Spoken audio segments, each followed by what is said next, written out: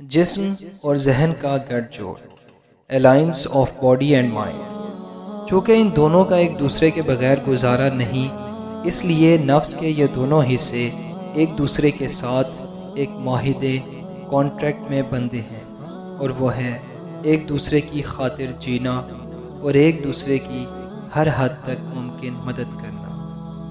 انسان کے جسم کو چونکہ صرف اور صرف بھوک اور جنسی پیداوار سے غرض ہے، اس لیے یہی اس کی پہلی اور آخری ڈیمانڈ ہے، جسے ذہن کو ہر صورت پورا کرنا ہے، چاہے اس کے لیے اسے کچھ بھی کرنا پڑے۔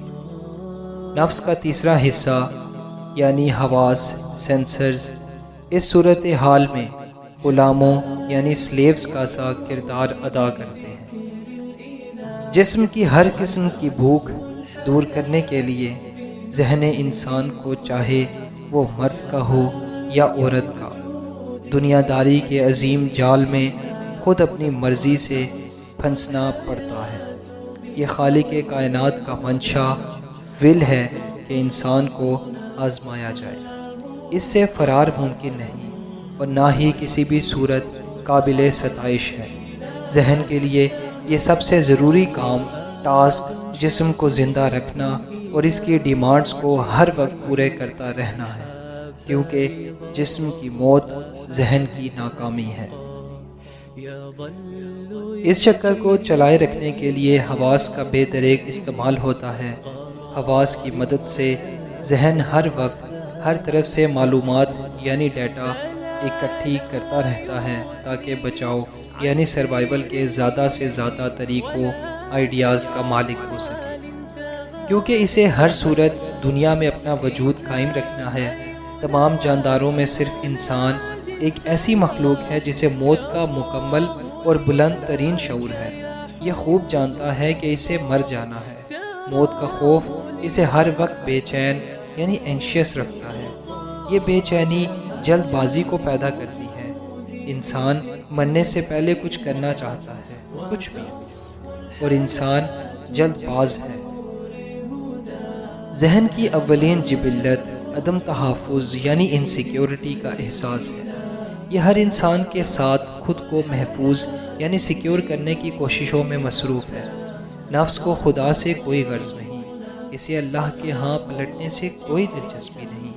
یہ خدا سے بھاگتا ہے، بیزار ہے اور خوف کھاتا ہے، کیونکہ یہ دنیا میں رہنے کے لیے بنا ہے۔ اسے اپنے آپ سے ہمیشہ ہمدردی یعنی سمپتی ہے۔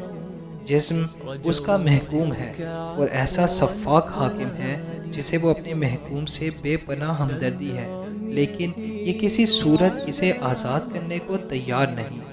واضح رہے، نفس کے بارے میں جتنی بھی بات یہاں ہو رہی ہے، اس کا ہرگز یہ مطلب نہیں کہ دنیا چھوڑ کر الگ ہو کر بیٹھ جانا ہے۔ اسلام میں کوئی رہبانیت نہیں، اور اللہ پاگل شخص کو پسند نہیں کرتا۔ یہ ایک اٹل حقیقت ہے کہ ہمیں اس دنیا میں اسی وجود اور ذہن کے ساتھ جینا ہے۔ خیالات سے مکمل نجات کبھی ممکن نہیں ہے۔ نفس کی پیچیدگیوں کو مکمل طور پر جان لینے کا دعویٰ صرف اور صرف دماغی خلجان ہی کہلا سکتا ہے۔ اصل راز ہے کہ ذہن کی فطرت ہے کہ جب یہ کسی شے کو جان لیتا ہے تو اس شے کی اہمیت، طاقت اور ہیبت اس کی نظروں میں ہمیشہ کے لیے کم ہو جاتی ہے۔ نفس کا علم حاصل کر لینے کے بعد ذہن آہستہ آہستہ نفس کی قید سے آزاد ہو جانے کو ممکن سمجھنے لگتا ہے۔ وہ جان لیتا ہے کہ وہ صرف نفس نہیں ہے۔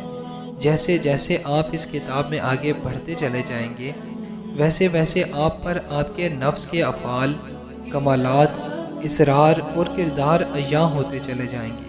یہ آپ کے ذہن کے لیے نئی معلومات ہے، یہ نیا ڈیٹا ہے۔ اس سے آگاہ ہو جانے کے بعد ذہن میں اس کے نصب یعنی انسٹال ہو جانے کے بعد آپ کی اہمیت آپ کی اپنی نظروں میں تبدیل ہونا شروع ہو جائے گی۔ آپ کے اور آپ کے نفس کے درمیان ایک فاصلہ پیدا ہو جائے گا۔ یہ فاصلہ پیدا ہو جانے سے آپ خود کو خود سے الگ ہو کر دیکھنے کے قابل ہوں گے، تو آپ کے اندر نفسیاتی ارتقاء یعنی سائیکولوجیکل ایوولوشن کا آغاز ہو جائے گا۔ آپ جسے میں سمجھتے چلے آئے ہیں، آپ کو صاف نظر آنے لگے گا بہت بڑا دھوکہ ہے۔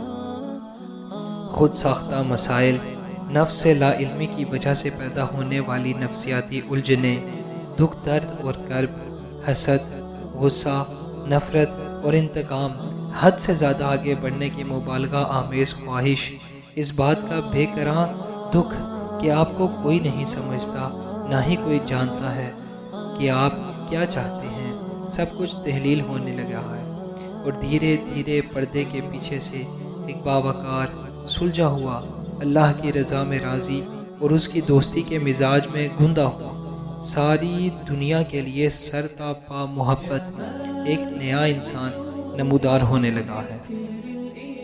نفس کی تربیت اسے اصل علم کی فراہمی سے ہی ممکن ہے۔